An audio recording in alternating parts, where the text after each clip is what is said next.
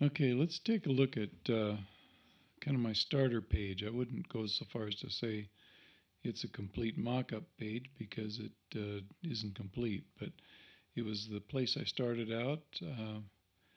I began by making just some simple shapes to kind of lay out areas, and then I went to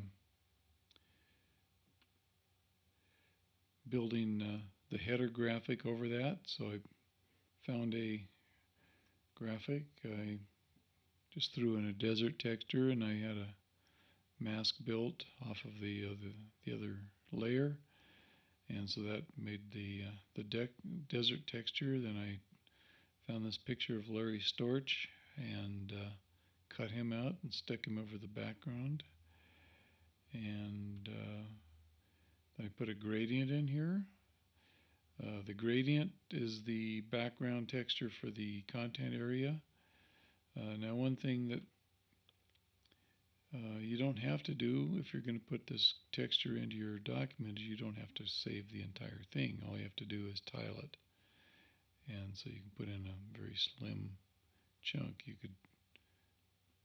could just simply select that, do a copy of that, paste it in, make a new document which would default to the same size as what you just chopped out and copied, and then you can paste it into that new document, make a save for web and devices out of that, or you could slice this, but you don't have to have a huge gradient to get this effect efficiently.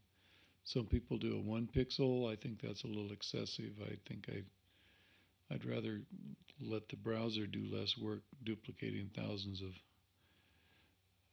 image graphics across the spread by just giving it a 10 or 20 pixel chunk and let it do a little less work. Because of run length encoding, the compression of this is pretty efficient anyway, even if it's a few pixels wide. So that is the gradient. The other things, as I went along, I found the badge. I kind of made a target size for the badge and just kept that part in there as a raw material that went into making my badge graphic. I found the armadillo picture and I did a mask on it,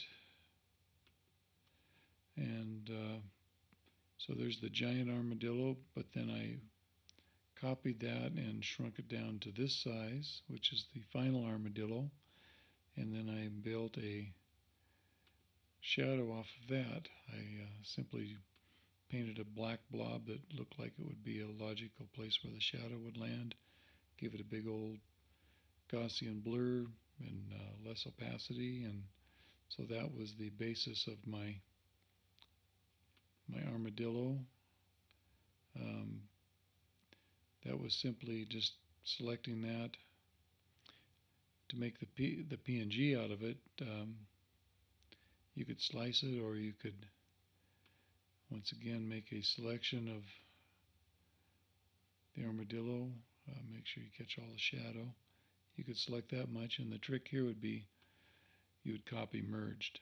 That means it would copy everything that you see on all layers in that one operation, and then paste that into a new document, and you can get your PNG of the armadillo with the transparent background, and then just a little experimentation with buttons. So you can have all kinds of spare parts and things built into one page. It makes it a little easier to not lose things. And that's kind of a quick look at the place where I started building graphics.